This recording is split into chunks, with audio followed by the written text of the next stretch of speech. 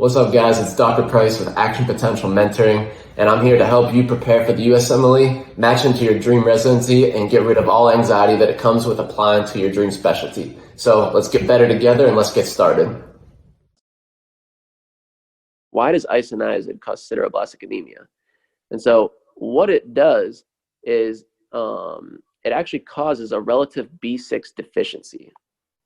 So it causes B6 deficiency. All right, and so what does that have to do with anything? Well, first off, if you have a B6 deficiency, that's why you're going to get the neuropathic and then the hepatitis type symptoms, because they use B6 as a cofactor. So AST and ALT, they use B6 as a cofactor. Your nerves are going to use B6 as a cofactor as well. All right, and so the last reason is because ALAS, if you remember ALA synthase, that also uses B6 as a cofactor. So this all stems back to not having B6. All right, so I'm just going to add this up in here that the ALAS deficiency can also be aggravated by low B6 levels. All right, because if it doesn't have the B6, then you can't undergo the reaction.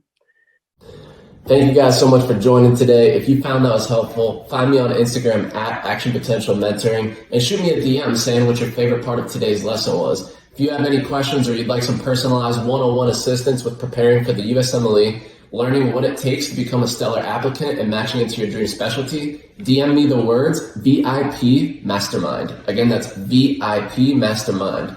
Talk to you soon.